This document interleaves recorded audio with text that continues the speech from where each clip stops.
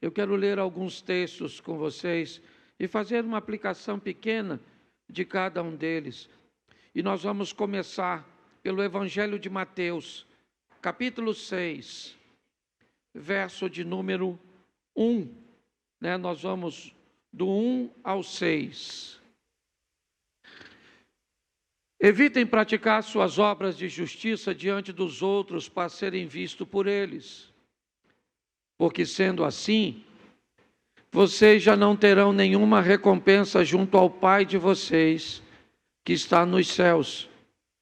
Quando, pois, você der esmola, não fique trocando trombeta nas sinagogas e nas ruas, como fazem os hipócritas, para serem elogiados pelos outros. Em verdade lhes digo que eles já receberam a sua recompensa. Mas, ao dar esmola, que a sua mão esquerda ignore o que a mão direita está fazendo, para que a sua esmola fique em secreto, e o seu Pai, que vê em secreto, lhe dará a recompensa. E quando orarem, não sejam como os hipócritas, que gostam de orar pelas sinagogas e nos cantos das praças para serem vistos pelos outros. Em verdade lhes digo que eles já receberam a sua recompensa. Mas, ao orar, entre no seu quarto e, fechada a porta, ore ao seu Pai que está em secreto, e o seu Pai, que vê em secreto, lhe dará a recompensa. Feche seus olhos. Senhor nosso Deus e Pai, em nome de Jesus, eis aqui a Tua palavra. Continua falando conosco e usa-me como um canal de bênção nesta hora, pelo poder do nome de Jesus. Amém? Isso. O texto que eu li fala da importância de um ambiente secreto, de um ambiente onde a visibilidade, ou pelo menos o reconhecimento das pessoas, é muito baixo. Me parece que esse é um dos ambientes mais poderosos que um cristão, que um crente pode frequentar. Você vê que nós vimos alguns exemplos na recomendação do próprio Jesus, de como nós deveríamos nos esquivar de fazermos determinadas coisas e desejarmos o reconhecimento, seja dar esmola ou abençoar outra pessoa, oferecer a ela um donativo ou até mesmo a nossa oração. Todo o texto que eu li nos remete para um ambiente que Jesus fecha no verso de número 6. Quando ele diz: quando você for orar, entra no seu quarto e fecha a porta. De portas fechadas, você vai orar ao Senhor. Eu quero expor a vocês alguns textos hoje que mostram os ambientes de milagres feitos de portas fechadas, com poucos espectadores, com poucas pessoas tendo acesso. Coisas que aconteceram na intimidade, porque envolviam um grupo pequeno de pessoas, ou situações extremamente desafiadoras. A minha preocupação hoje está concentrada em não oferecer promessas cujas quais Deus não irá cumprir, não porque não pode fazê-lo, mas simplesmente porque não disse que faria. Quando entendemos ou encontramos esse ambiente, que poderíamos talvez dizer de tão fechado e escondido, poderíamos chamá-lo do esconderijo do Altíssimo, aquele ambiente onde ele é dividido por você e Deus, ou talvez alguns dos seus, onde você vai tratar de coisas dificílimas, de situações extremamente desagradáveis, que podem variar de problemas financeiros, de problemas de saúde, paixões inadequadas. Mas um ambiente frequentado por poucas pessoas, um ambiente restrito, restringir o acesso. A palavra porta aqui não necessariamente, né, deve ser vista como aquilo que nós reconhecemos hoje como porta, mas aquilo que pode restringir o acesso, dizer quem é que vai participar ou não. É isso que eu quero que você observe, porque eu sei que muitos de vocês estão aqui há muito tempo, buscando coisas desafiadoras, certo? Difíceis, pelo menos é difícil para você. E talvez o cansaço, a exaustão já esteja tomando conta de você. Como o Miranda veio aqui falar de oferta, falando de automático, quantas pessoas às vezes acabam entrando por essas portas, por quê? Porque é dia de culto. Mas hoje não é dia de culto, gente. Então, porque é dia de culto, eu vim, tá bom. Mas qual é o seu propósito de vir cultuar ao Senhor? Eu não sei. Ou então eu me tornei um pedinte espiritual. Todas as vezes que venho, certo? Minha mão está estendida para que Deus possa agir em meu favor. É muito mais do que isso. E existe um ambiente, existe um lugar que eu posso construir, que você pode construir, frequentado por poucos, que muitos não devem fazer parte, mas que é o lugar onde o milagre pode verdadeiramente acontecer. Talvez não no modelo cujo qual nós gostaríamos, mas esse texto, ele nos narra esse ambiente, o secreto, um ambiente onde o que a mão direita ou a esquerda vai fazer, nem a direita ela deve saber. Onde as pessoas não precisam saber o que eu faço, que horas eu oro, como é que eu oro, porque todas as vezes, e eu não estou abolindo, certo? Eu não estou criticando o ambiente coletivo, não é isso, certo? A Bíblia fala da importância, certo? De nós orarmos, da comunhão, nós estamos no ano da unidade, mas aí eu me pergunto, que se nos fortalecermos nesse ambiente secreto, não teríamos mais poder no coletivo? Então preste atenção nesse texto agora, Gênesis 4:7, lá no início da Bíblia, um probleminha com a porta. Se fizer o que é certo, não é verdade que você será aceito? É Deus perguntando a Caim. Mas se não fizer o que é certo, eis que o pecado está à porta, à sua espera.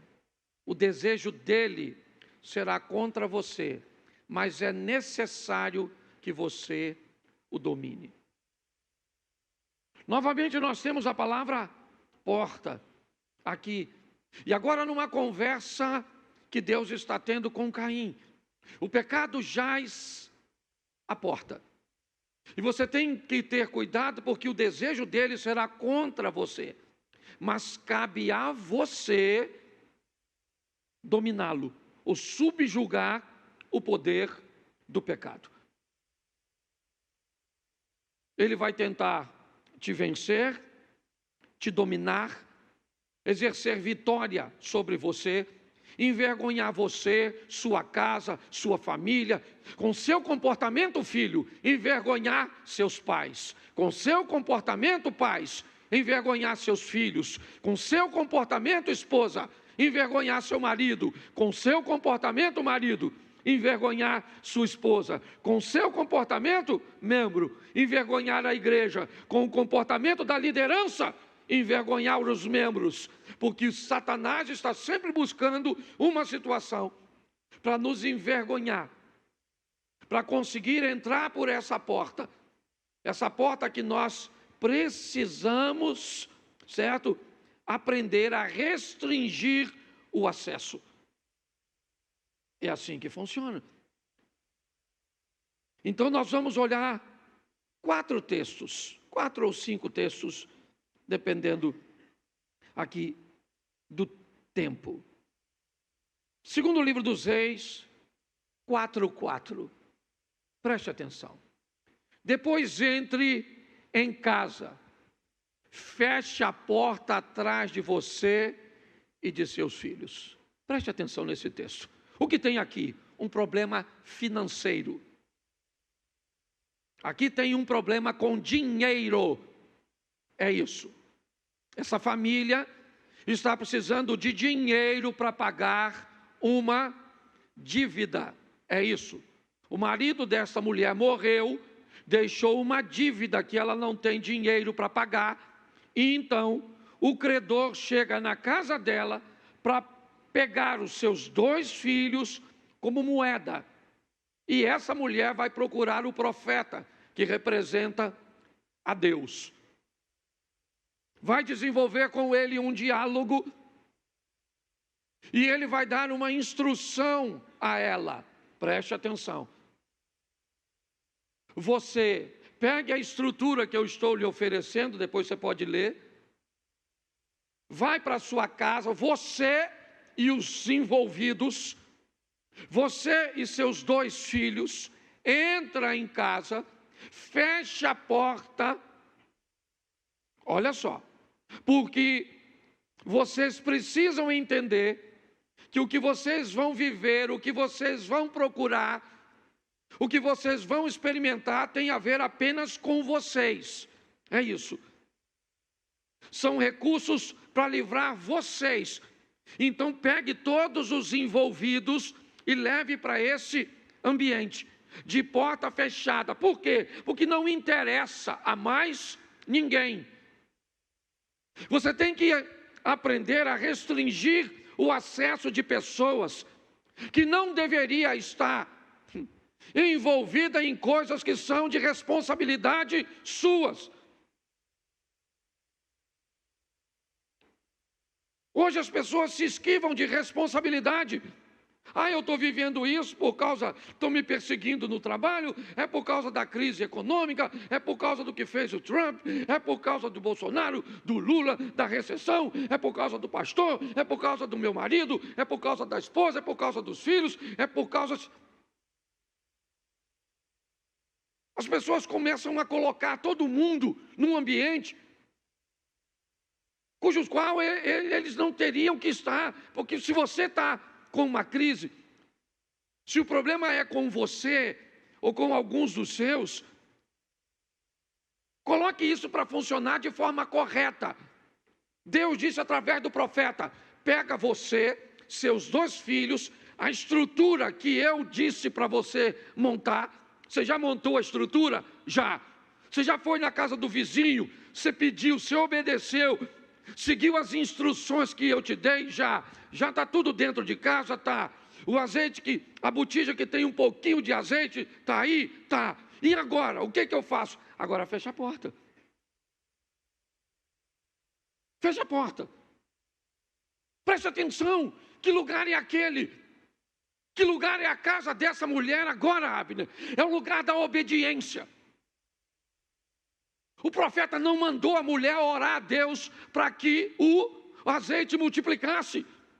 O que tinha dentro daquela casa era o poder da organização e da obediência. E pronto. O que ele disse? Pega o vaso que tem azeite, né, e joga no vaso vazio. Isso. E quem é que fazia isso? A mulher e seus 2 filhos. Quem é que fez o milagre acontecer? Os 3, certo? De porta fechada. Pare de trazer desculpas, vitimização, responsabilidade, que não existem. São apenas pontos de apoio que você busca para ancorar seu fracasso. Para parecer que não é seu, a culpa é da sua sogra. Para parecer que não é seu, a culpa é do vizinho. Para parecer que não é seu, a culpa é do outro. Sempre a culpa é de alguém. Pare com isso, feche a porta, tira dessa casa, tira deste ambiente todo mundo que não faz parte disso e se prepare para viver com Deus, responsabilidade e obediência, o sobrenatural. Posso ouvir um amém? Isso. Então nós precisamos entender o valor de uma porta fechada. Para entendermos, você precisa de recurso? Precisa. Pessoas podem te ajudar? Até podem, mas não querem ou não estão nem aí para o seu problema. Então tá bom. Nem todo mundo tem esse tipo de problema. Nós vamos olhar outros. Mas é importante você entender a responsabilidade que você tem e o poder da obediência. Obedecer. Organização e obediência. E responsabilidade. Tá bom. O que você tem em casa? Eu não tenho nada em casa. Calma. É isso que ela diz. Eu não tenho nada na minha casa. Calma. Você tem uma casa, você tem 2 filhos, você tem saúde, você tem uma série de coisas. Então pare de dizer que não tem nada.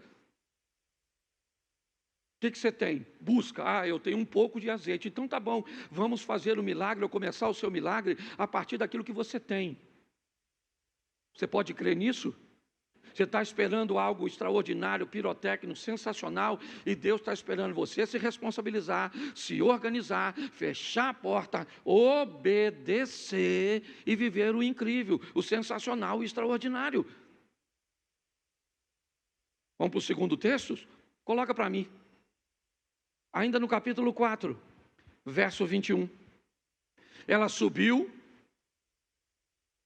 e o deitou sobre a cama do homem de Deus, fechou a porta e saiu. Preste atenção nesse texto. Está no mesmo capítulo do anterior. É a história de 2 mulheres, certo? A viúva e a sunamita, de segundo livro dos Reis, capítulo 4. Essa é a história, e o problema aqui não é grana. A mulher aqui, ela é rica. Ela não tem problema no casamento, ela é bem casada. Ela é extremamente conectada com seu marido. Tudo que vai fazer, eles fazem juntos, compartilham, são parceiros, são amigos, são amantes, são sócios. É um casamento extraordinário, é verdade. Mas ela tem um problema. O filho dela morreu. E toda a grana que ela tem, não pode trazer o filho de volta. Então ela vai ao mesmo profeta, a Eliseu. Mas antes de ir, ela vai deixar seu filho em casa. E me parece, pelo menos o texto me indica, que ela não contou nem para o marido.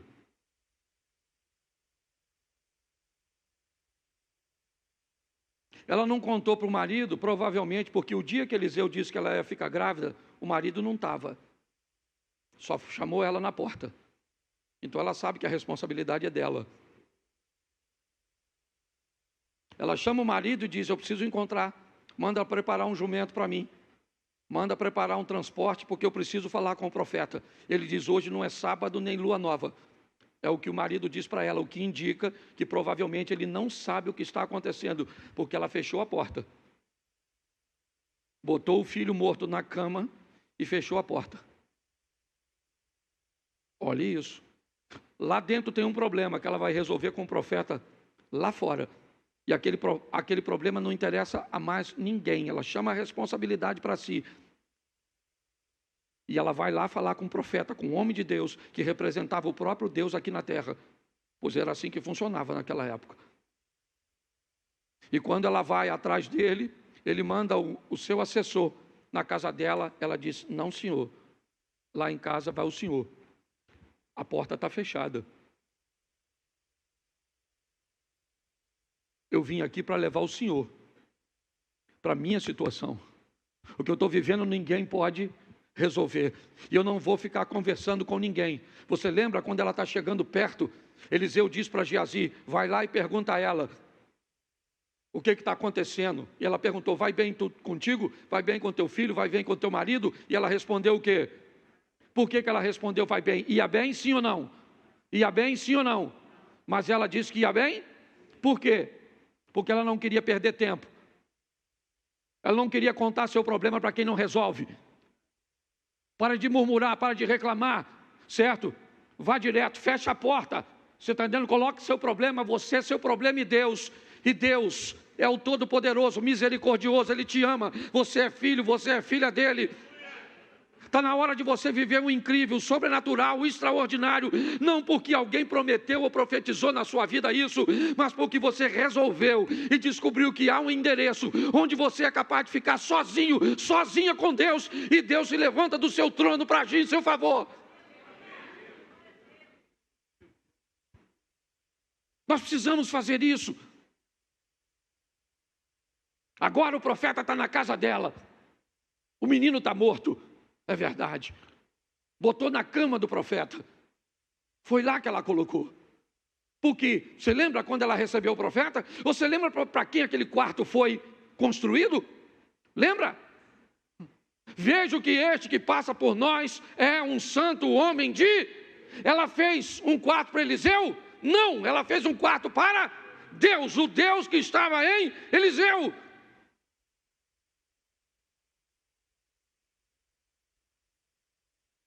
Está na hora de nós tomarmos posse daquilo que Deus nos concedeu. Uma intimidade. Um ambiente íntimo. Onde você pode sentir a presença de Deus, saber que Ele está ali. O Espírito Santo está te ouvindo, agindo, movendo nas coisas pequenas. Ele pode resolver coisas que envolvem dinheiro, sim. Já vimos isso no texto anterior. Mas agora não. Agora é aquilo que o dinheiro não pode resolver. Nós precisamos entender isso. O poder da porta fechada. Da porta fechada, não tem problema. Você quer orar no monte, ore. Você gosta de orar num montão de gente, você gosta. Faz o que você quiser, mas aprenda uma coisa. Um ambiente onde está você e Deus é o mais poderoso para você. Para você. Tá certo? Então se fortifique nesse ambiente. E depois você pode compartilhar. Não tem problema nenhum não. Mas é importante você entender isso. Vamos para o terceiro texto? Marcos 5:37.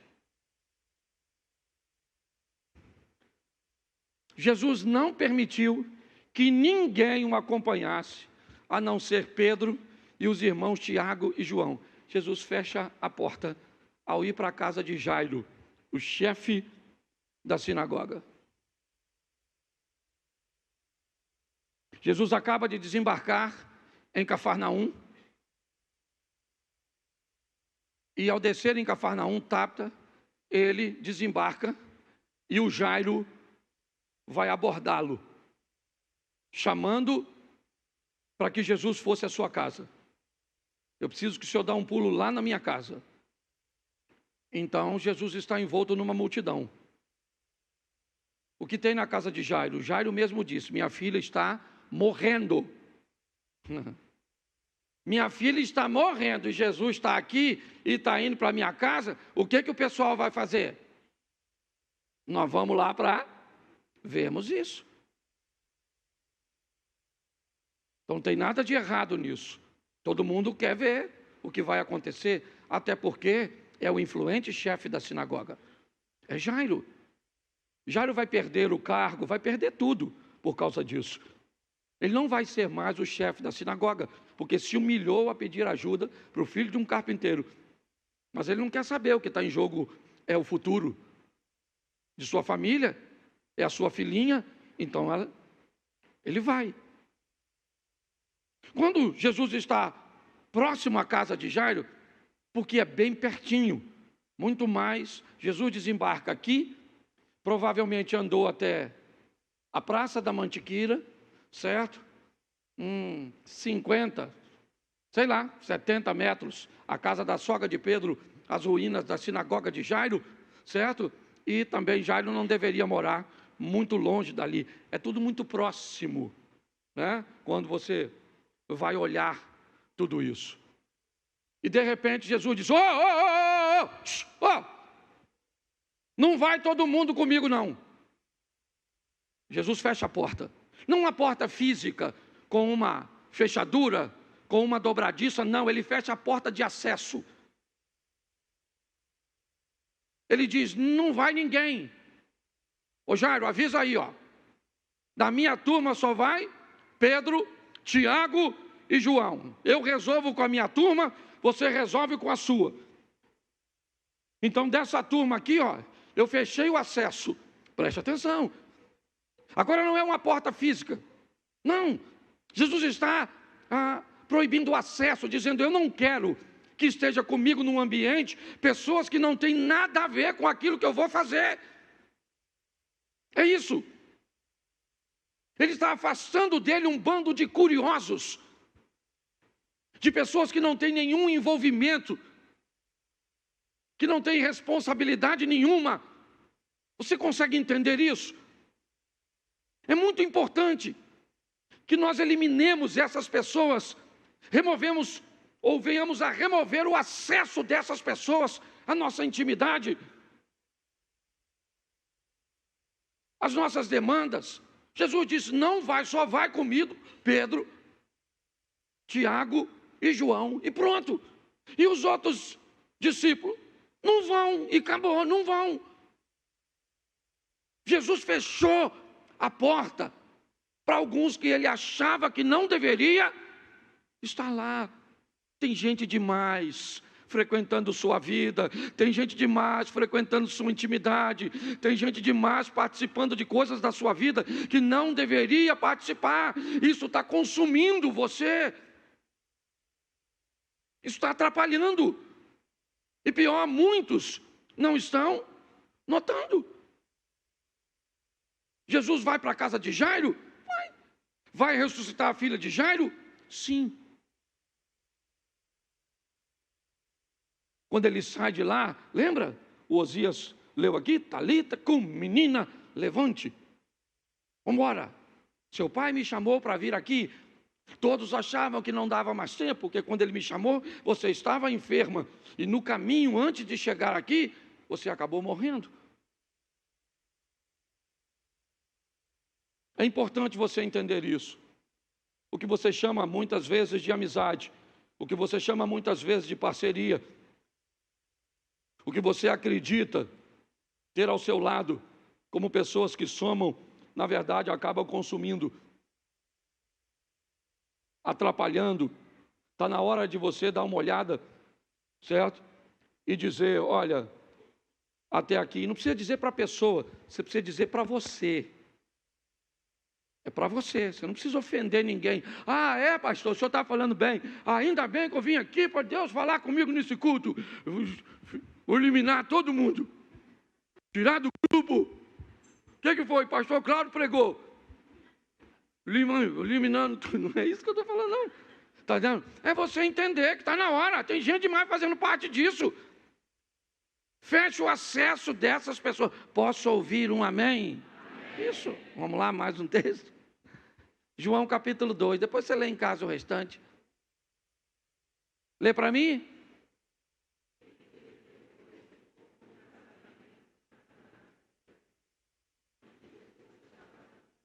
Isso.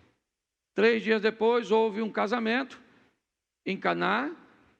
Eu gosto muito dessa passagem, porque ela me dá a ideia de uma porta. Ok? Aqui eu não tenho uma porta explícita. Mas ela me dá a ideia de uma porta que divide 2 ambientes. Um ambiente que nós queremos que todos vejam, e um ambiente que nós restringimos o acesso. Quando está tendo uma reuniãozinha na sua casa, com gente que não tem muita intimidade com você,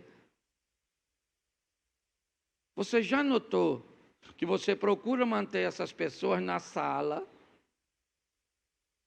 onde normalmente a almofadinha está legalzinha, a cadeira que estava quebrada, você levou lá para outro lugar da porta, porque o pé estava meio bambo, certo? Normalmente, se o sofá tinha... Já sentou naquele sofá que parece que tem um, que vai levar você para outro planeta? certo? Alguém vai botar alguma coisa ali para dar uma disfarçada, porque ali é um ambiente onde todos vão, mas do outro lado é um lugar de pouco acesso.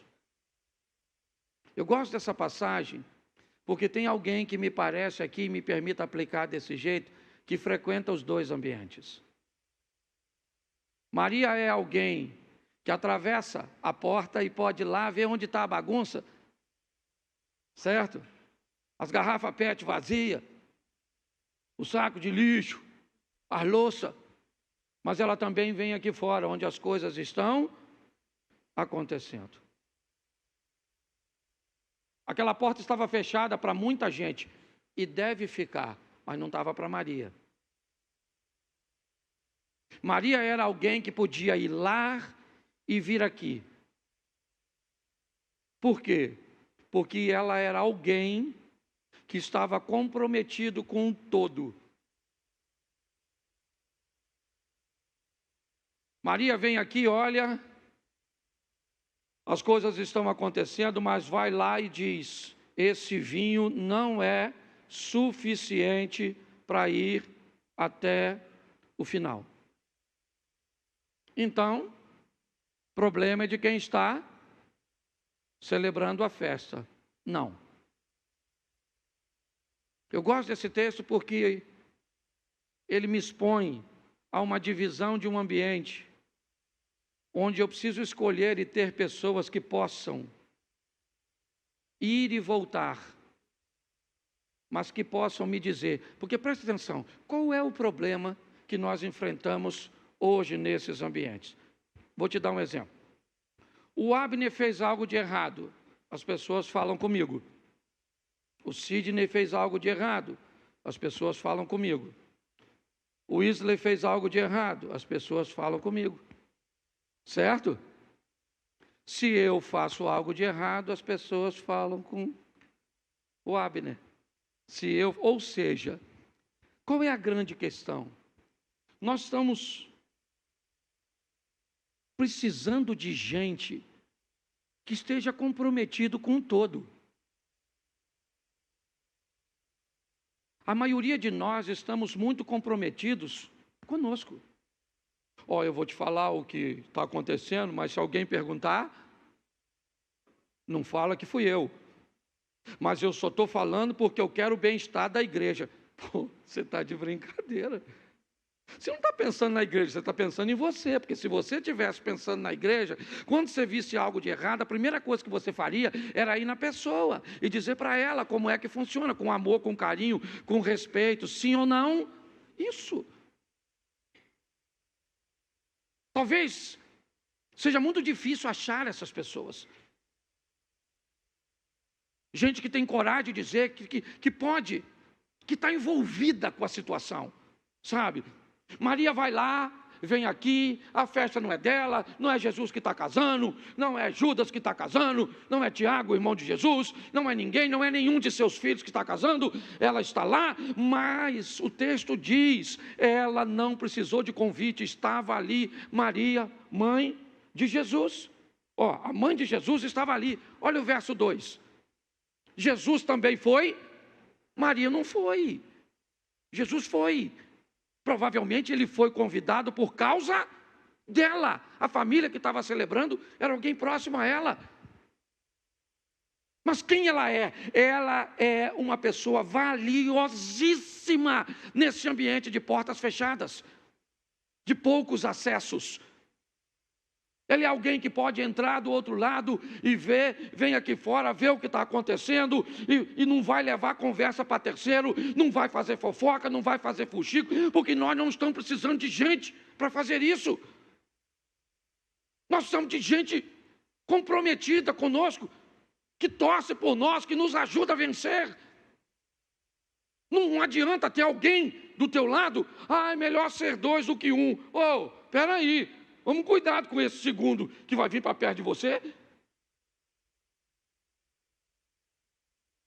O que nós precisamos entender aqui é que precisamos restringir, ou pelo menos selecionar, sabe? Ela é tão selecionada que ela não precisa de convite. Ela é alguém de casa, ela é alguém de perto. E quais são as qualidades de Maria nesse ambiente? Ela é alguém que pode frequentar a minha intimidade, pode saber quem eu sou, que pode saber como eu fico nervoso, quando eu fico nervoso, pode saber quem eu sou, certo? Nos meus negócios. É alguém que sabe, e mesmo há um tempo atrás, eu não estava bem, eu tinha chegado de viagem, e eu cheguei no trabalho, no sítio, e eu vi algo que não me agradou. Eu precisava usar, eu tinha uma ferramenta e eu tinha 5 baterias para essa ferramenta. E quando eu fui usar essa ferramenta, nenhuma das 5 baterias estavam carregadas. E aí, eu não estava bem, eu me explodi. Eu explodi, fui grosso, fui ríspido. E aí o rapaz que trabalhava comigo no dia seguinte pediu para ir embora, com toda razão. E eu achei que ele tinha razão de ir embora, porque eu fui grosso. Ele trabalhava comigo há quase 4 anos, e eu fui grosso com ele. Então eu não fui legal, eu não fui cortês. Eu nunca tinha agido daquele jeito, mas naquele dia eu agi. Então quando ele foi embora, obviamente que eu fiquei muito triste. E comecei a ponderar e perguntar se não era importante que eu me desculpasse e que pedisse a ele para que não fosse embora. E para minha surpresa, nas minhas orações, eu recebi uma instrução de Deus. Não tenha perto de você pessoas que não são capazes de entender que você pode ter um dia difícil. Deixe ele ir embora, pague tudo a ele, peça perdão a ele, mas ele não deve trabalhar mais para você, porque ninguém que só é capaz de conviver com seu dia bom merece estar com você todos os dias, porque você nem sempre vai ter um dia. E eu fiz dessa forma, paguei tudo, certo? Nunca toquei nesse assunto, estou contando isso hoje, aqui, mas nunca, não estou usando o nome, certo? Mas ele não soube lidar com o meu dia ruim. Então não pôde, ele teve acesso a uma intimidade minha que ele não conhecia, a uma pessoa que ele não estava, e isso pode acontecer. Por que é que você tem tantos problemas, às vezes, no seu casamento? Por quê? Porque seu cônjuge, certo? Ele vê o pior lado seu, ele também vê o melhor. Às vezes não valoriza, certo? Mas, e quem não sabe lidar com seu dia ruim, certo? Não está apto para viver com você. E é assim que funciona. Maria era alguém que podia cruzar essa porta, podia, porque tinha acesso. Eu não sei se Jesus tinha, não sei, mas provavelmente não tinha. Provavelmente Jesus, aqui como ser humano, não teria autoridade nem intimidade para cruzar aquela porta, porque eu não estou falando de coisas espirituais, gente, não espiritualiza. Você tem que ser capaz de selecionar suas amizades, suas sociedades, quem vai estar perto de você, de seu casamento, de seus filhos. Você precisa saber o que é que está entrando na sua casa, certo? Por televisão, por dispositivos. É assim que funciona. Então feche a porta, porque esse ambiente de porta fechada, esse ambiente recluso, restrito, ele determina o sucesso. Maria foi lá dentro e viu, não tem vinho. Então ela foi lá fora e disse para Jesus, eles não têm mais vinho. Pronto, cumpriu a missão dela. Mostrou o que estava acontecendo e pronto. Então pare de abrir a sua vida para todos, para todo mundo. Pare de contar seus problemas, chega na igreja e desabafa, e conta isso, e conta aquilo outro. para gente que não tem nenhum compromisso com você. Feche essa porta, feche. Feche a porta da sua casa, envolve seus filhos, envolve seu casamento, é só você. Eu não sei, mas esse ambiente de porta fechada ele é valiosíssimo, porque preste atenção.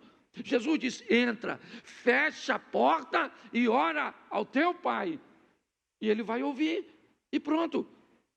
E é assim que funciona. A porta foi fechada, o azeite multiplicou. A porta foi fechada, o menino ressuscitou.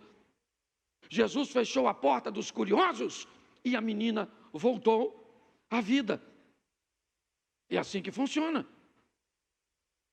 A porta estava fechada de acesso? Sim, mas quem entrava tinha compromisso. E o último texto que eu quero usar com vocês é 2º livro dos Reis, capítulo 6, verso 15.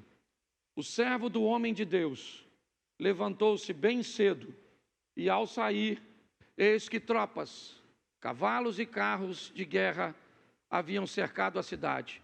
Então o moço disse a Eliseu: ai, meu senhor, o que faremos? Preste atenção. A porta está fechada. O exército da Síria havia cercado Dotã, a cidade, o lugarejo onde Eliseu estava. Dentro da casa tem 2 pessoas, um jovem aprendiz e um experiente profeta. Dentro daquela casa tem 2 visões. A visão imatura de um menino que ainda está aprendendo a lidar com as coisas, e um homem amadurecido, forjado ao lado, nada mais, nada menos, que do profeta Elias.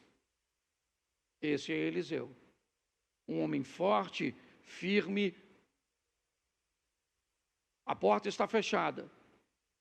O exército não invade à noite, seguindo ordens do rei da Síria, espera amanhecer para invadir e capturar Eliseu.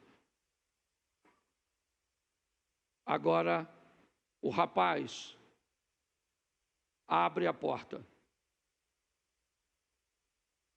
E quando ele olha para fora, ele vê o exército da Síria, carros, cavalos e cavaleiros. Ele está olhando, fez a leitura e logo depois sai Eliseu pela mesma porta. Ele vê a mesma coisa que o rapaz. Ele olha, está lá o exército da Síria, carros, cavalos e cavalheiros. 2 pessoas olhando a mesma coisa. É o que nós temos.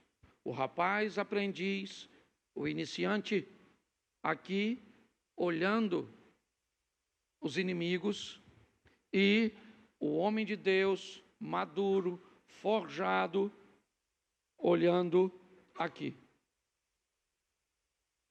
Aqui você encontra um homem firme, seguro, tranquilo, estável. Aqui você encontra um menino desesperado, achando que não tem mais o que fazer, que tudo acabou. Os 2 estão olhando para a mesma coisa, para o mesmo lugar, e estão vendo coisas diferentes. Qual é a diferença entre as 2 visões? A experiência, o relacionamento, a intimidade. Nós temos a visão de um menino ou de uma menina, a visão de uma menina sobre casamento, uma menina sobre intimidade, a visão de um menino sobre casamento, sobre fidelidade, sobre compartilhamento.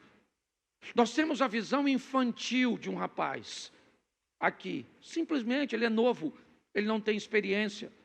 Ele está olhando, certo? E o que ele está vendo o desespera. Aqui do outro lado não tem menino. Aqui tem um homem. Um homem que vai olhar para o casamento como homem e não como um menino olha para casamento. Aqui tem uma mulher, né? Me permita. Aqui tem uma mulher firme, forte, uma mulher de Deus, olhando para a situação. Como estão seus filhos, como está sua situação financeira. Aqui tem uma menina. Então a situação é a mesma. Mas quem enfrenta são duas pessoas diferentes. Então a reação aqui, quando essa porta se abre, determina o que vai sair lá de dentro.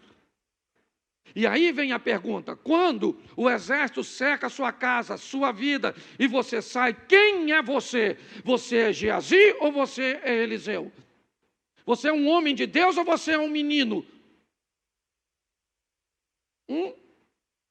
Você é uma mulher de Deus ou você é uma menina? Pare e pense. Será que você, Eliseu, não olha para seu filho com 12, 13, 15, 8 anos, 17, 19, e não é capaz de reconhecer, Eliseu, que esse menino não é Eliseu, ele é Geazi, ele é um garoto, que ainda tem muita coisa a aprender, que precisa de você? Será que você não consegue ver isso, mulher de Deus? Que essa menina é uma menina. É verdade? E você quer que... Como é que funciona? Você vai continuar olhando o dinheiro como um garoto? Como um menino? Você vai continuar olhando sua vida com Deus como uma menina? Como uma garotinha? É isso? Então é isso. Se alguém fizer alguma coisinha na igreja, você quer ir embora? Então se as coisas não acontecem como você quer, se o modelo não é o seu, você quer ir embora? Isso define sua maturidade, quem você é. Porque quando a porta se abre e o problema fica escancarado, nós vamos saber o que vai se revelar, o que foi formado em portas fechadas. O desespero do rapaz e a segurança do profeta. A diferença da menina para a mulher. Não quero saber sua idade. Não estou falando de idade aqui, não. Ainda que eu acho que pessoas muito novas não conseguem ter uma maturidade, né? Elas precisam de mais tempo. Mas a grande verdade é essa. Mas tudo isso é formado lá dentro. Mas pastor, lá dentro onde? Onde? Onde é só você e Deus.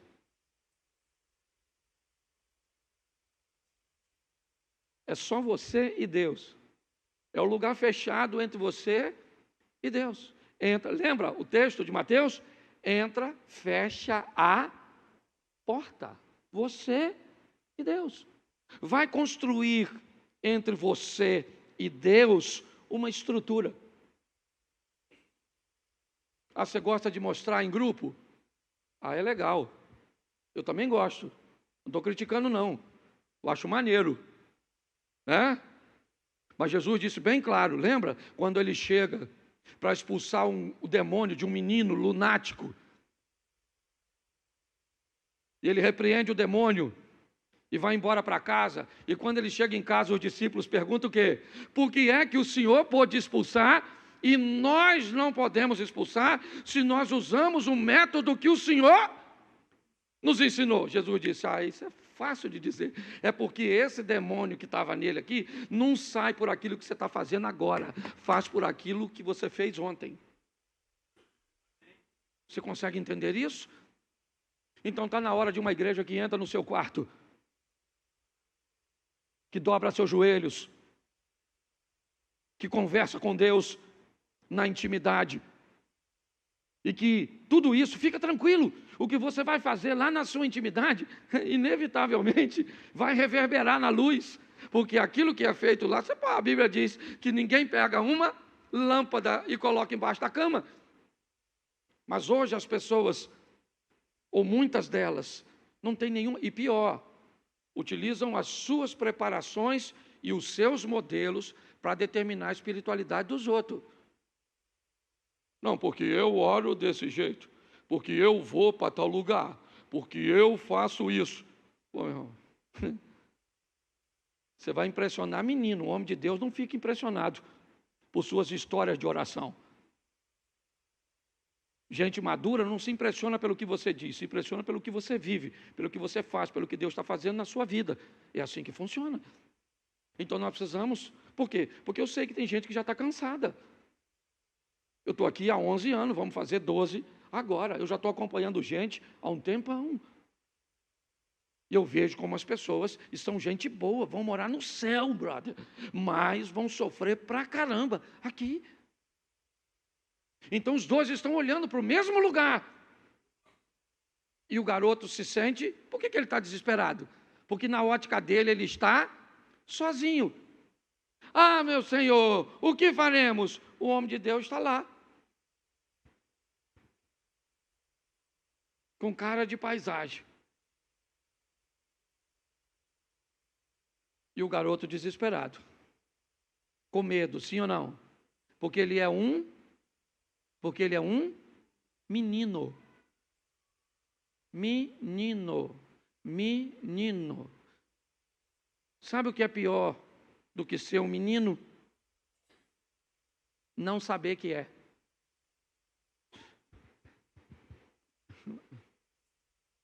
Você sabe uma das coisas mais poderosas de quem lê e de quem estuda? É o reconhecimento de que não sabe basicamente nada. Por isso continua lendo, por isso continua estudando. Porque quanto mais você sabe que, agora preste atenção, quanto menos você sabe, mais você acredita que sabe.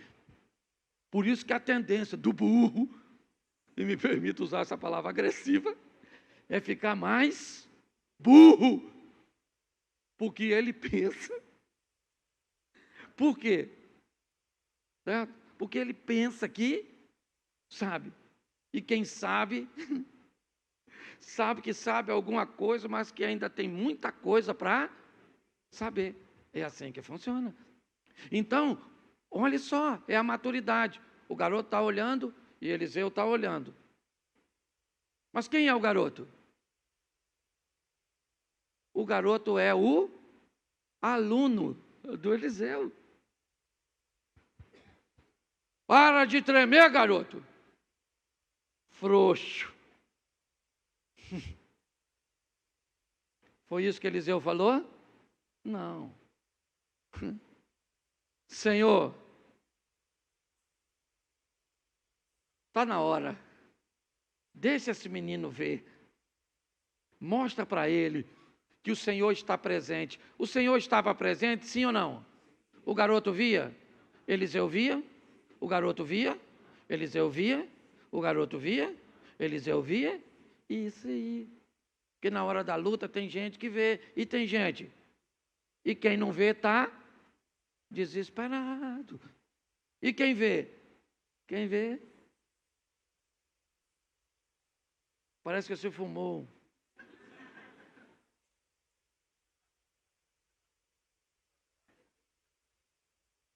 Está tudo jóia. Deus está no controle. Mas vai dar ruim. Vai.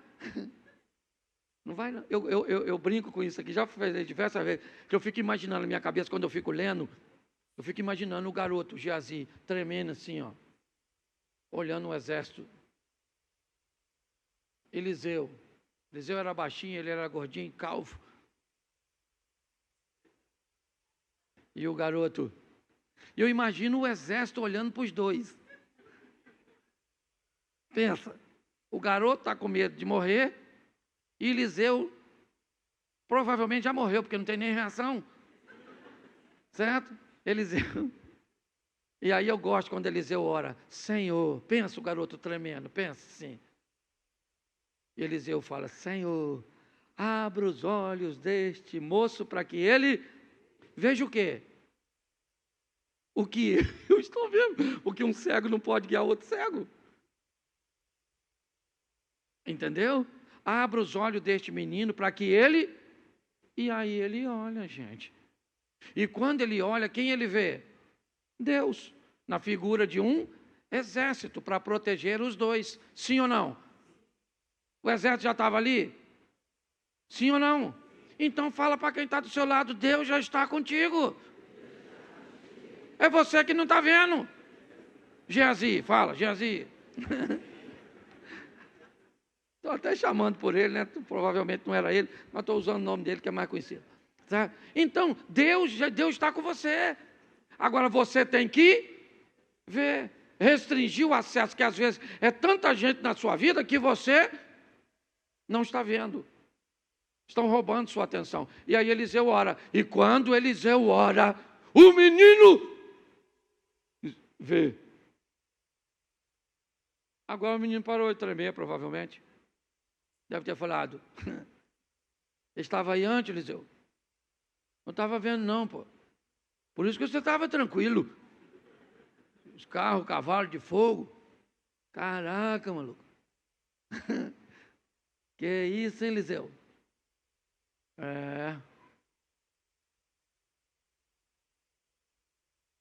Vem aí. Não, pode vir agora. Chega aí, cavaleiro de fogo. Parece até esses filmes de terror, não parece o cavaleiro sem cabeça? A minha cabeça fica pensando nas coisas. Só Jesus. Um dia eu vou esclarecer isso na glória. Eu vou querer saber como é que era esse negócio. Pensa. E pior, olha só, Eliseu agora faz o seguinte: Senhor, abra os olhos dos meninos. Deus abriu? Abriu sim ou não? E olha o que Eliseu fala agora. Agora, Senhor, fecha os olhos desse exército. Ó, orou para abrir de um. Isso até é dono de ótica. O cara preocupado com a visão. Tá certo? Escute só. Agora, eles continuam enxergando. Eles só não têm um entendimento. E sabe onde Eliseu conseguiu tudo isso?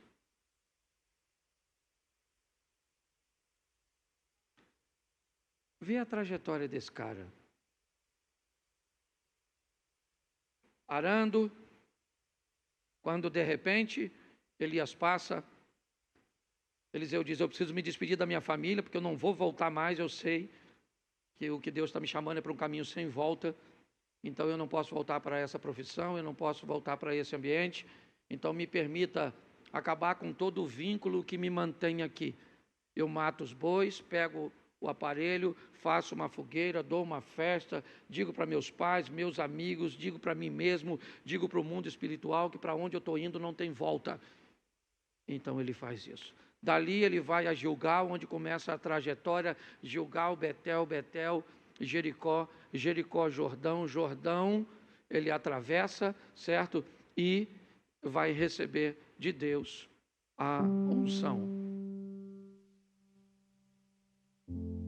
Uma vida, pelo menos no que diz respeito a pessoas e proximidade, as portas de Eliseu estavam bem fechadas. Bem fechadas. Era alguém acessível, é verdade, pois esse Eliseu era aquele que fez parte da história das duas mulheres de 2 Reis, capítulo 4. Mas aprenda a se relacionar com muita gente, mas deixar poucas pessoas atravessarem aquela porta. Quanto mais seletivo você for com aquela porta, onde em João 2 somente Maria é citada, me parece, transitando nesse ambiente, mais sucesso você vai ter. Quer ir em ambiente de orações? Vá, eles são ótimos, excelentes. Não critique quem não vá. Não gosta de ir, não é o seu modelo, não critique quem vá. Tem gente que vai receber lá, tem gente que vai receber aqui, Tem gente que vai receber, né? Numa vigília, no monte. E olha, tem alguém orando, deixa orar, mas é no secreto. Vai ao monte sozinho, beleza. Criou aquele ambiente que é só seu, é o seu quarto. Tem esse momento, porque é Ele que tem sustentado as pessoas, que eu tenho visto.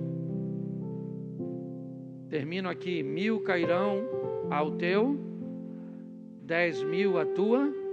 Então preste atenção nesse texto.